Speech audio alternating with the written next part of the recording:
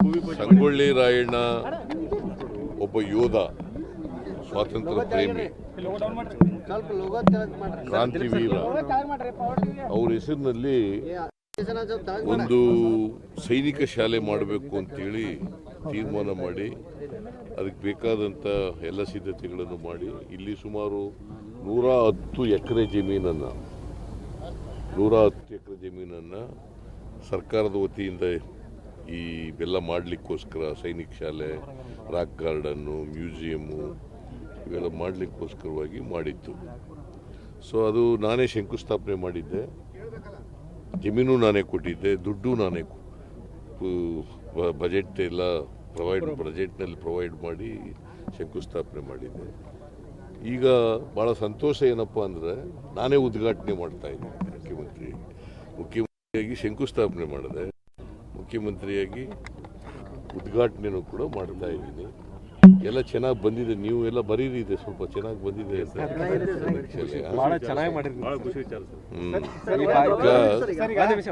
ಸಂಗೊಳ್ಳಿ ರಾಯಣ್ಣ ಕಿತ್ತೂರು ರಾಣಿ ಚೆನ್ನಮ್ಮ ಅವರ ಆಸ್ಥಾನದಲ್ಲಿ ಕಿತ್ತೂರು ರಾಣಿ ಚೆನ್ನಮ್ಮನವರು ಬಲವಾಗಿದ್ದವರು, ಬ್ರಿಟಿಷ್ನವ್ರ ವಿರುದ್ಧ ಹೋರಾಟ ಮಾಡಿದವರು, ಗೆರಿಲ್ಲಾ ಯುದ್ಧ ಮಾಡಿದವರು. ಅವರು ಪಾಪ ಸ್ವಾತಂತ್ರ್ಯಕ್ಕೋಸ್ಕರ ನೇಣಿಗೆ ಇದಾಗಬೇಕಾಯಿತು. ಕೋರ್ಟ್ನಲ್ಲಿ ತೀರ್ಮಾನ ಆಗಿ ಅವರಿಗೆ ನೇಣುಗಂಬ ಶಿಕ್ಷೆ ಕೊಟ್ಟರು. ಆ ಶಿಕ್ಷೆನ ಕೂಡ ಅನುಭವಿಸಿದ್ರು. ಅವ್ರ ಜೊತೆಯಲ್ಲಿ ಇನ್ನೂ 6 ಜನ ನೇಣುಗಂಬಕ್ಕೆ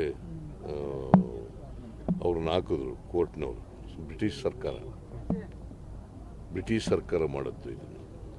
ಸೊ ಅವರ ಜ್ಞಾಪಕಾರ್ಥವಾಗಿ ಇದನ್ನು ನಾವು ಮಾಡಿದ್ದೀವಿ. ಇಲ್ಲಿ ಕನ್ನಡದವರಿಗೆ ಸ್ವಲ್ಪ ಇಲ್ಲ, ಕನ್ನಡ ಅದಕ್ಕೆ ಅದನ್ನು ಮಾಡ್ತಾ ಇದ್ದೀವಿ. ಬಿಜಾಪುರದಲ್ಲಿ ಹೀಗೆ 65-35 ಇದೆ, ಅದೇ ರೀತಿ ಇಲ್ಲೂ ಕೂಡ ಮಾಡ್ತೀವಿ.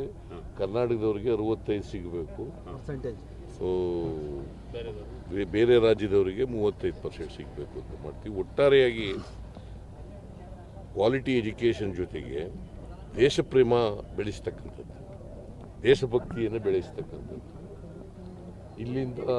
ಇಲ್ಲಿ ಓದ್ದವರು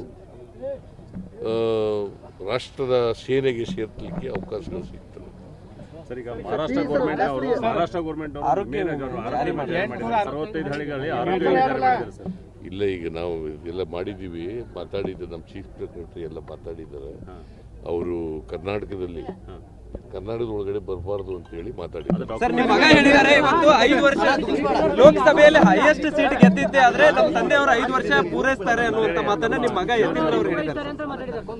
ಹೈಕಮಾಂಡ್ ಅವ್ರು ತೀರ್ಮಾನ ಮಾಡ್ತಾರ್ರಿ, ಅವರು ಮಾಡಲ್ಲ, ನಾನು ಮಾಡಲ್ಲ. ಹೈಕಮಾಂಡ್ ತೀರ್ಮಾನ